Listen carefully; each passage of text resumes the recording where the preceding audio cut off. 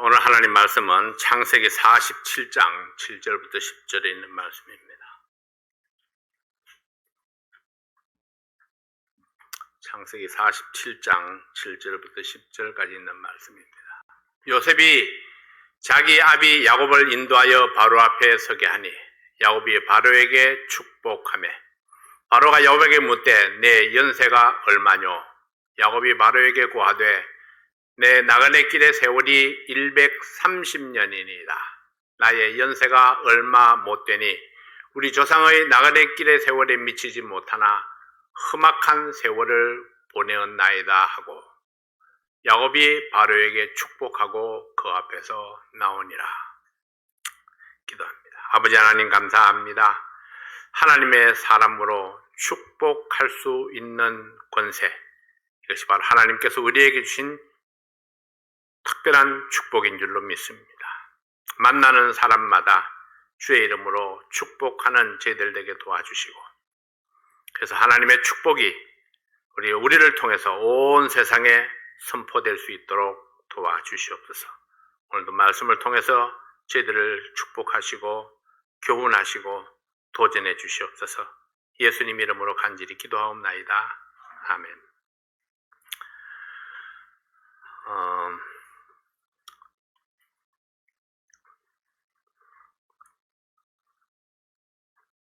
이 축복의 반대편에는 저주가 있습니다. 축복을 선포했던 거르심산과 저주를 선포했던 에발산은 이 세겜을 사이에 두고 서로 마주보고 있는 그런 산이었습니다. 축복과 저주가 멀리 있지 아니합니다. 축복하며 살자 하는 것은 저주하지 말자는 뜻이 포함되어 있습니다. 사촌이 땅을 사면은 배가 아프다 이런 옛말이 있죠. 이것은 보편적인 사람들의 악한 속성을 잘 나타내주는 속담입니다. 축복하기보다는 저주하기를 잘하고 인정하기보다는 무시하는 것이 자연스러운 모습입니다. 긍정적으로 받기보다는 부정적으로 받아들이는 것이 더 자연스러운 모습입니다. 왜 이런 현상이 보편적으로 나타날까요? 우리 어느 생활을 한번 생각해 보면요, 우리도 모르는 사이에 얼마나 부정적인 것이 되어 있는가, 이런 것들을 여러분들이 느끼게 될 겁니다. 어떤 사람이 음식을 먹으면서 이거 어디서 났어? 이렇게 물으면 금방 대답이 왜 맛이 없어요? 이렇게 답변이 나오는 것이 일반적입니다. 그냥 어디서 샀느냐고 묻는 건데, 정보를 묻는 건데 왜 맛이 없어요? 맛이 없어요 하는 것은 긍정적인 질문입니까? 이건 부정적인 겁니다. 우리의 삶 속에 얼마나 그런 부정적인 생각들이 깊이 이렇게 침투해 들어와 있는가, 그리고 습관화되어 있는가 하는 것들을 잘 나타내 주는 거죠. 로마서 1장 28절 말씀에 보면은 또한 저희가 마음에 하나님 두기를 싫어하며 하나님께서 저희를 그 상실한 마음대로 내어버려 두사 합당치 못한 일을 하게 하셨으니, 하나님이 없는 마음, 하나님이 주인이 되지 못한 마음, 하나님께로부터 버려진 상태로 방치된 마음, 그래서 합당치 못한 일을 하는 것이 더 자연스러운 마음, 이것이 일반적인 사람의 마음이다 하는 것입니다.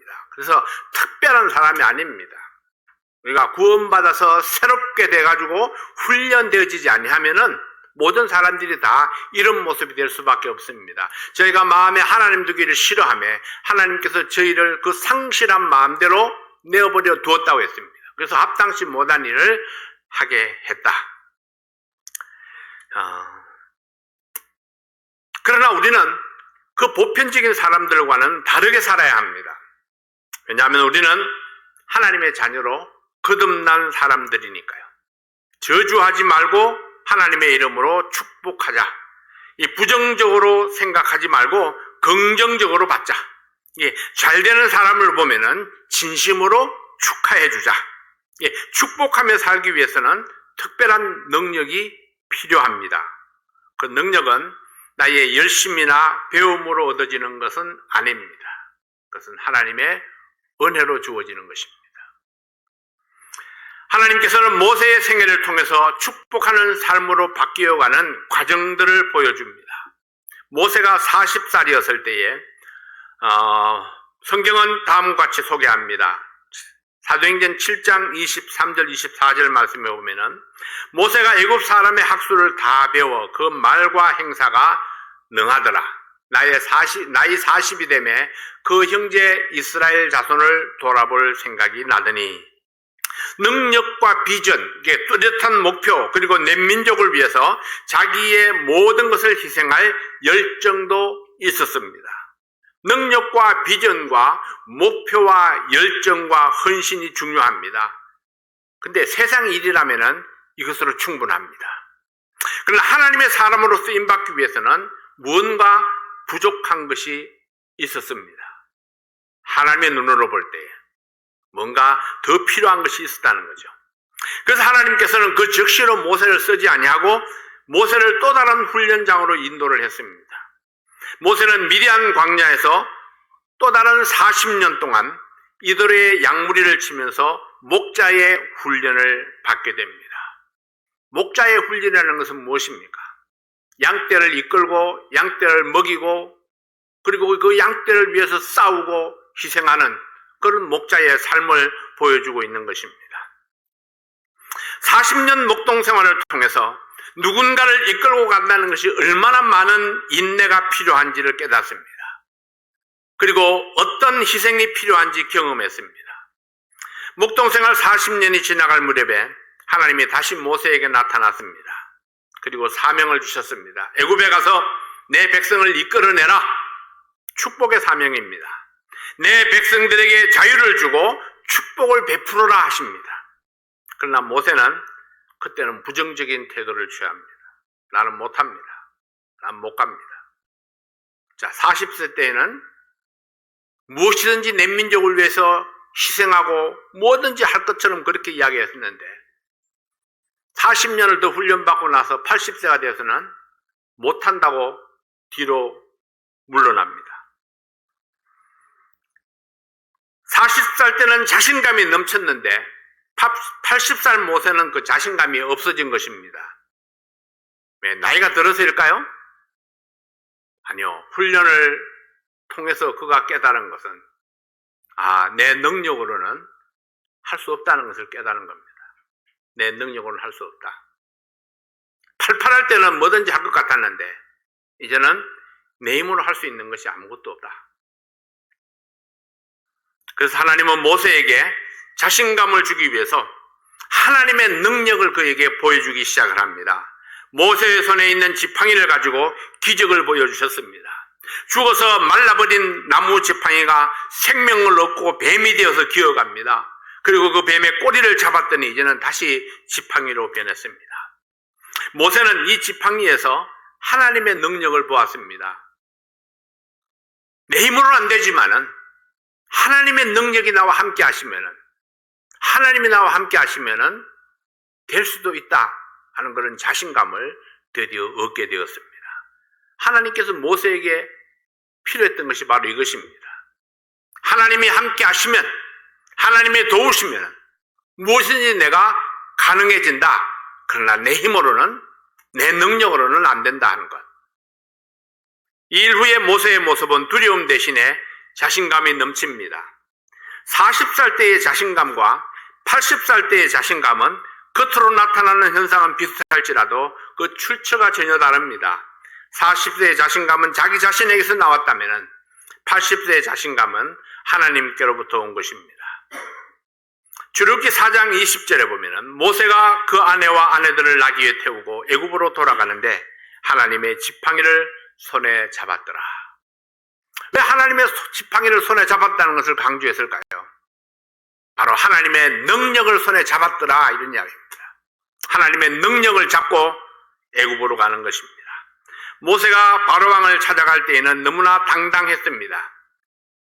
나의 능력, 나의 신분으로 가는 것이 아니라 하나님의 능력으로 하나님의 대리자로서 바로에게 갔기 때문입니다. 누가 자격을 주었나요? 하나님의 군대가 모세를 호위했었나요? 아닙니다. 여전히 모세는 병사도 없었고 권세도 없었습니다. 다만 하나님이 나와 함께 하신다는 믿음이 그에게 있었습니다. 그 믿음이 모세를 당당하게 했습니다. 하나님이 주신 자신감, 하나님이 주신 능력을 믿었습니다. 하나님께서 주신 축복을 내 백성들에게 전하기 위해서 그는 애굽으로 갔던 것입니다. 오늘은 모세와는 또 다른 환경에서 살았던 야곱의 이야기를 통해서 교훈을 받고자 합니다. 야곱은 가난한 시골 목동입니다.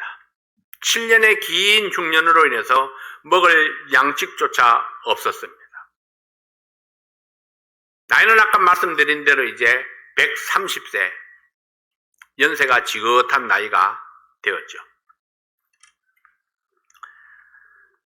어렵고 힘든 생활 속에 애굽에 가면은 양식을 구할 수 있다는 소문을 듣게 되었습니다.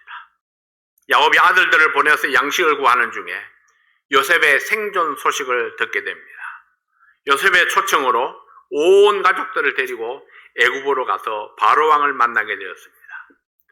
촌부에 불과했던 야곱이 대애굽 제국의 바로 왕 앞에 섰습니다. 왕 앞에 엎드려서 은혜를 구하는 것이 통상적인 모습입니다. 그 시골 노인이 그 대왕 앞에 왔으니까 넙죽 엎드려서 은혜를 베풀어 주기를 구해야 그게 통상적인 모습이죠. 근데 야곱은 하나님의 이름으로 바로를 축복합니다. 탁 들어가서 서서 하나님의 이름으로 바로 왕을 축복합니다. 축복을 받는 것이 아니고 이게 대왕 앞에 가서 들어가서 바로를 탁 축복을 하죠. 그리고 대화를 끝내고 나오면서 또 하나님의 이름으로 축복을 하고 물러납니다. 모든 축복은 세상의 권세로부터 오는 것이 아니라 하나님께로부터 온다는 사실을 스스로 증명하고 있는 것입니다. 어떻게 이것이 가능했을까요? 하나님을 믿고 의지하는 믿음 때문입니다. 창세기 47장 27절에는 이스라엘 족속이 애굽 고센 땅에 거하며 거기서 산업을 얻고 생육하며 번성하였더라. 이렇게 기록하고 있습니다. 하나님의 백성들이 빈손으로 애굽에 왔지만은 하나님의 은혜로 해가 갈수록 더욱 번성하는 그런 축복을 누리고 살았다는 말씀입니다. 어떻게 이런 성공이 가능했을까요? 그 모든 축복의 근본 비결은 하나님의 은혜였습니다. 그리고 요셉과 그 가족들이 하나님의 원리 속에 살았기 때문입니다.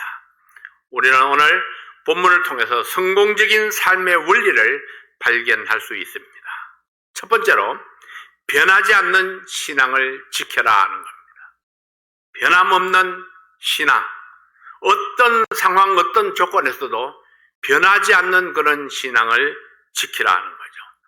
상황이 바뀌고 환경이 변하더라도 하나님께서 주신 삶의 원리를 바꾸지 말고 우리는 그대로 유지하고 가야 합니다. 야곱은 요셉이 살아있다는 소식을 듣고 요셉을 만나기 위해서 애굽을 향해 출발했습니다. 야곱은 애굽으로 가기 전에 브엘세바에서 하나님께 희생 제사를 드리고 하나님의 음성을 들었습니다. 창세기 46장 3절 말씀입니다. 하나님이 가라사대 나는 하나님이라 내 아비의 하나님이니 애굽으로 내려가기를 두려워 말라. 내가 거기서 너로 큰 민족을 이루게 하리라. 하나님의 음성을 들었습니다. 하나님의 기도 응답을 받은 야곱은 요셉이 보낸 수레를 타고 가족들을 이끌고 애굽으로 갔습니다. 야곱은 유다를 미리 요셉에게 보내어서 자기를 고센 땅으로 인도하도록 했습니다. 요셉은 아버지의 뜻에 순종했습니다. 이스라엘 백성들이 고센 땅에 사는 것이 하나님의 뜻이라고 믿었습니다. 두 사람 다 하나님의 뜻을 물었고 하나님의 뜻을 따라 결정하고 행하는 그런 믿음이 있었습니다. 야곱이 유다를 통해서 고센 땅에 거하고 싶은 뜻을 전했을 때에 요셉은 그들이 고센 땅에 정착할 수 있는 방법을 생각해서 조언을 했습니다. 창세기 46장 34절 말씀에 보면은 당신들은 고하기를 주의 종들은 어렸을 때부터 지금까지 목축하는 자유인데 우리와 우리 선조가 다 그러하니이다 하소서. 애굽 사람은 다 목축을 가증히 여기나니 당신들이 고센 땅에 거하게 되리이다. 애굽 사람들은 목축을 하는 사람들을 업신여겼습니다. 멸시하고 천대받는 직업이 목축이었습니다. 보통은 사람들이 자기를 멸시하는 사람들에게 약점을 숨기려 합니다. 그러나 요셉은 당당하게 가족들의 직업을 알리고 바로군과 멀리 떨어져 있는 고센 땅에 정착하도록 했습니다. 때로는 약점이 오히려 강점이 되기도 합니다. 야곱은 요셉의 권세를 의지하는 것이 아니라 하나님을 의지하고 하나님의 권능으로 살기를 원했습니다. 새로운 지역에 이주해 와서 새로운 목표와 문화와 그 생활에 적응하며 살려면은 요셉 가까운 곳에 있는 것이 유리함에도 불구하고 그는 목축업을 고집하면서 고센 땅에 분리해도 살려는 이유가 무엇이었을까요? 훗날 이들이 출애굽에서 가나안에 들어갔을 때에는 밀을 심고 보리를 거두면서 농사를 짓고 살았습니다. 이들이 농사를 지을 수도 있었는데 왜 애굽 사람들이 가증히 여기는 그 목축업을 고수하려고 당부했을까요? 여기에는 깊은 의미가 담겨져 있습니다. 야곱과 요셉은 애굽 사람들이 싫어하는 목축업을 고수함으로써 애굽인들과 동화되지 아니하고 그들과 떨어져서 분리되어서 성별된 삶을 살기를 원했기 때문입니다. 하나님의 백성으로서 믿음과 순결과 삶의 성별을 유지하기 위해서 애굽의 발전된 문화를 등지고 편리한 삶을 포기했습니다.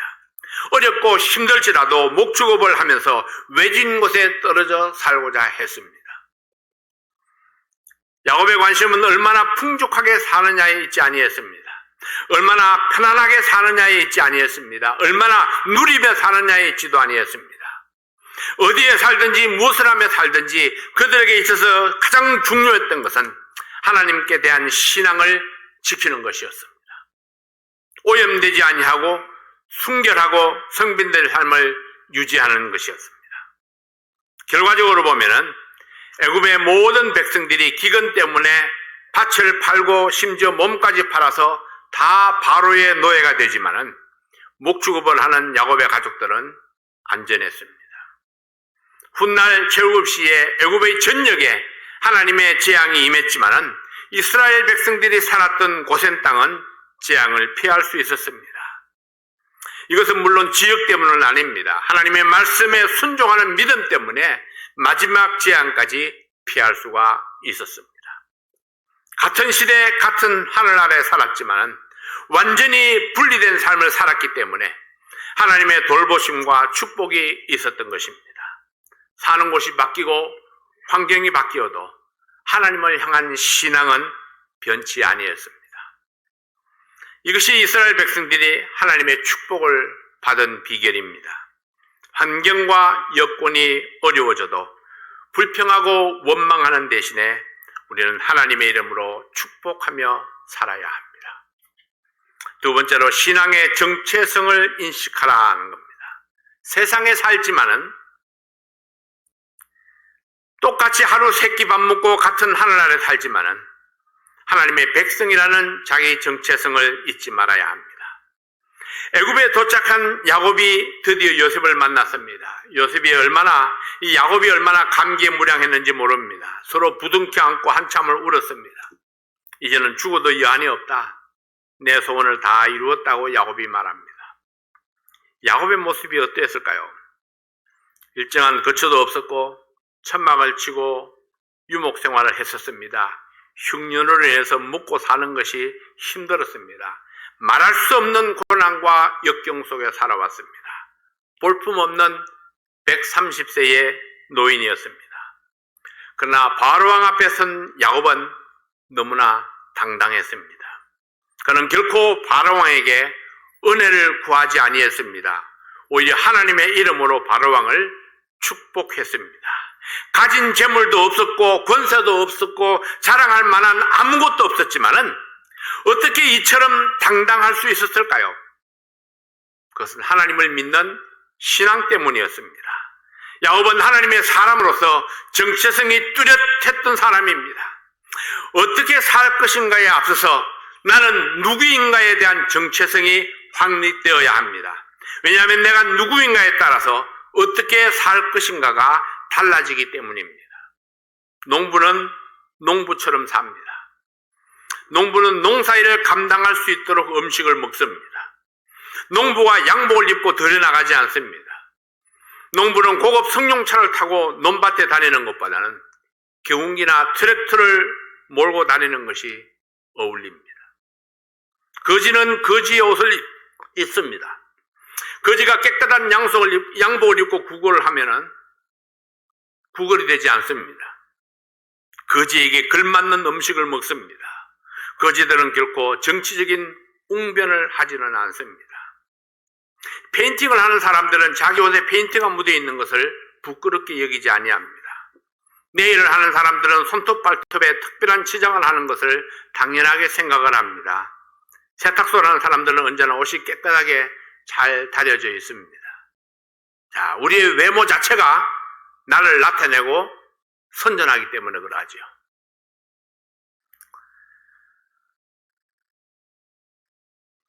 목사는 어딘지 모르게 목사의 냄새가 풍기는 것 같습니다. 대개 머리 모양이 정해져 있습니다. 옷의 스타일도 되게 정해져 있습니다. 내가 누구인가를 알기 때문에 나도 모르는 사이에 나의 외모가 결정되어집니다. 하나님께서는 하나님의 백성들이 그 정체성을 분명히 하기를 원하십니다. 베드로전서 2장 9절 10절을 말씀해 보면 오직 너희는 택하신 족속이요 왕같은 제사장들이요 거룩한 나라요 그의 소유된 백성이니 이는 너희를 어두운 데서 불러내어 그의 기이한 빛에 들어가게 하신 자의 아름다운 덕을 선전하게 하려 하심이라.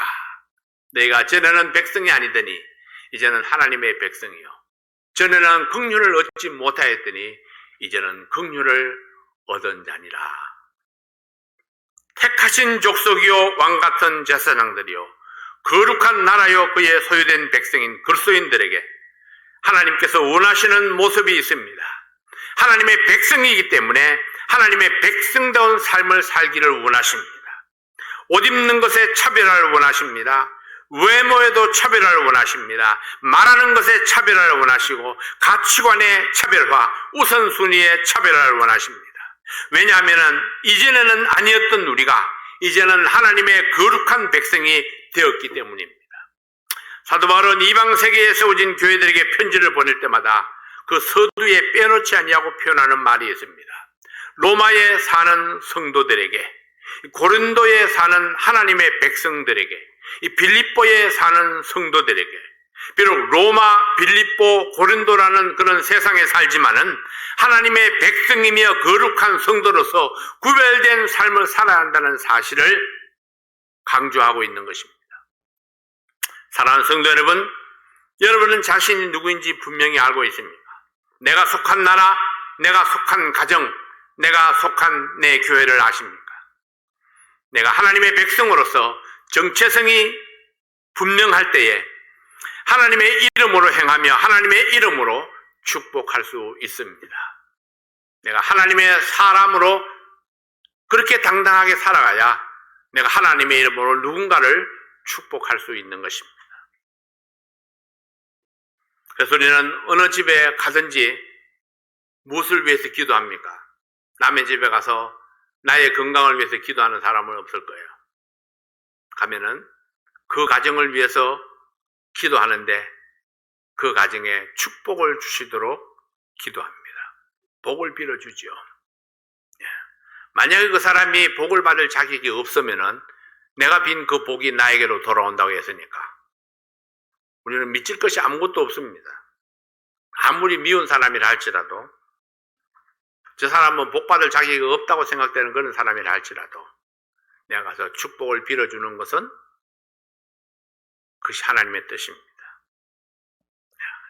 나는 축복을 비는 사람, 결코 어떤 사람도 내가 저주하지 아니하고 판단하지 아니하고 평가하지 아니하고 하나님의 축복을 빌어주는 사람이 되어야 합니다. 세 번째로는 세상을 향하여 바른 자세를 지켜라 하는 겁니다. 세상과 동떨어져서 고립된 삶을 사는 자가 아닙니다. 우리는 세상 가운데 살면서 하나님의 거룩한 백성이 되어야 합니다. 내가 세상을 향하여 바른 자세를 가지냐에 따라서 우리는 세상으로부터 인정받는 삶을 살 수도 있고 그렇지 못할 수도 있습니다. 요셉은 그 믿음과 행실이 바로를 감동시켰습니다. 다니엘과 세 친구도 믿음의 행실을 통해서 바벨론 왕들을 감동시켜서 그들까지 하나님을 경외하도록 만들었습니다. 이들은 모두 다 불리하고 불안정한 환경인데도 불구하고 믿음을 굳게 하여 자기의 정체성을 확실히 했고 바른 믿음을 고집했기 때문에 승리할 수 있었습니다. 믿음은 타협이 없습니다. 하나님께 드려지는 예배는 어떤 타협도 있을 수 없습니다. 세상의 그 어떤 중요한 일보다도 더 중요한 것이 하나님께 드려지는 예배입니다. 우리는 이 예배의 중요성을 세상 사람들에게 보여줄 수 있어야 합니다. 이것이 하나님께 인정받고 사람들에게 인정받는 승리의 비결입니다. 이런저런 이유 때문에 예배를 패하는 것을 세상 사람들이 볼 때에 그것은 우리에게 전혀 간증이 되지 않습니다. 어떠한 상황에서도 나는 예배 드리러 가야 한다는 것을 사람들에게 보여줄 수 있어야 합니다. 골로새서 4장 5절 6절 말씀해 보면은 외인을 향하여서는 너희 지혜로 행하여 세월을 아끼라. 너희 말을 항상 은혜 가운데서 소금으로 고르게 함같이 하라. 그리하면 각 사람에게 마땅히 대답할 것을 알리라. 겸손하게 남을 나보다 낮게 여기는 마음으로 행할 때에 우리의 말 한마디 행동 하나하나를 지혜롭게 할 수 있습니다.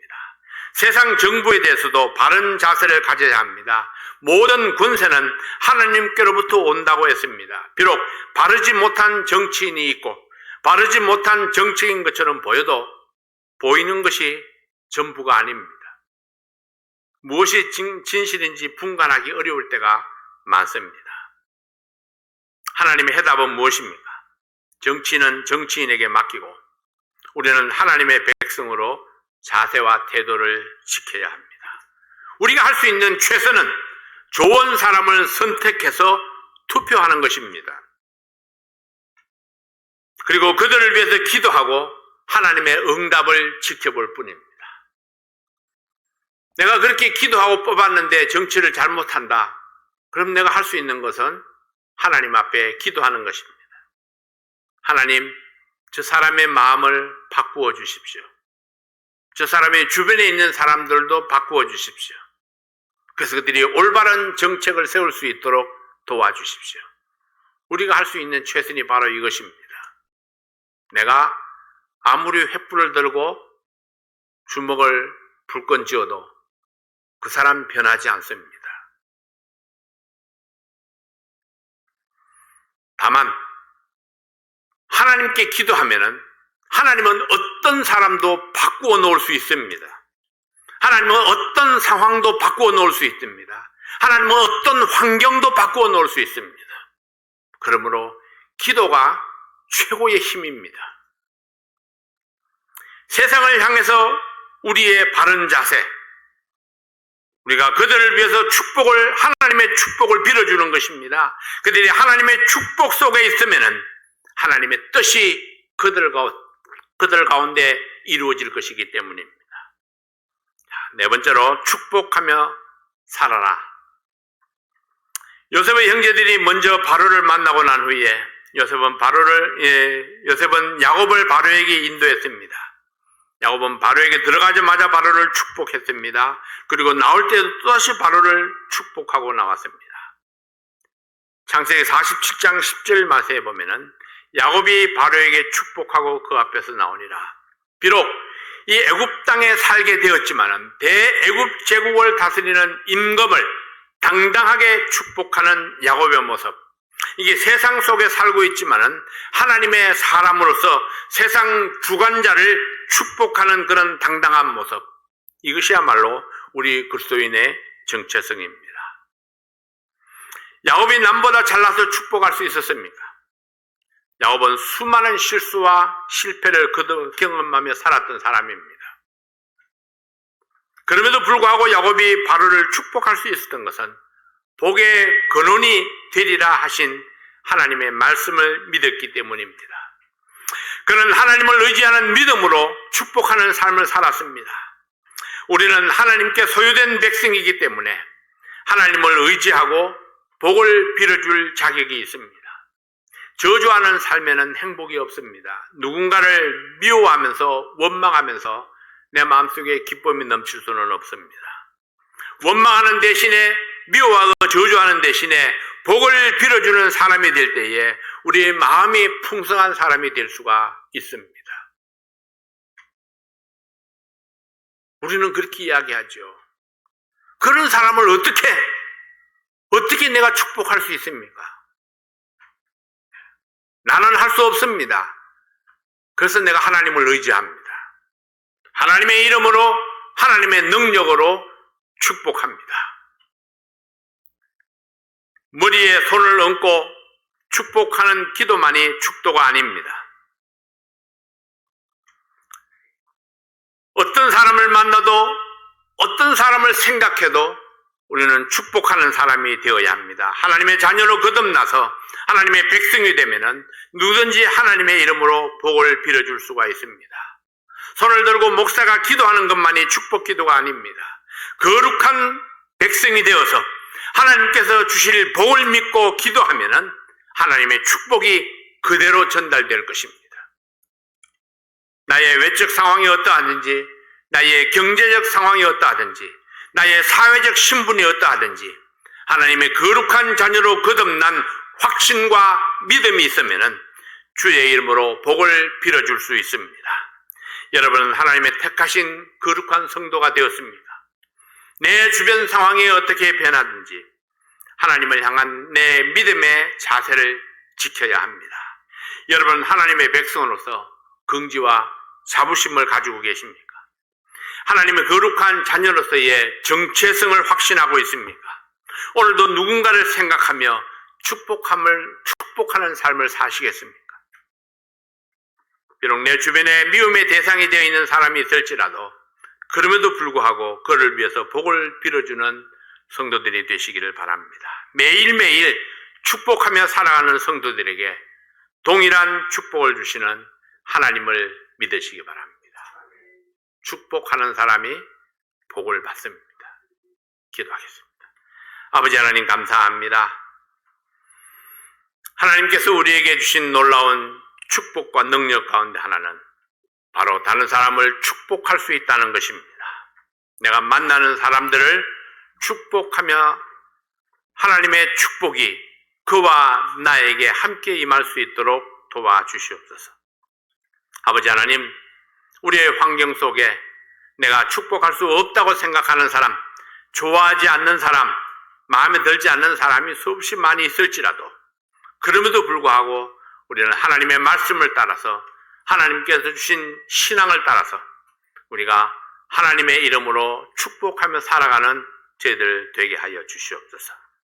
사랑하는 모든 성도들 가정마다 하나님께서 복의 복을 더하여 주시고 건강의 축복을 주시고 사업의 축복을 주시고 경제적인 풍성함을 허락하여 주시옵소서. 우리 자녀들에게 또 복의 복을 더하여 주시옵소서. 예수님 이름으로 간절히 기도하옵나이다. 아멘.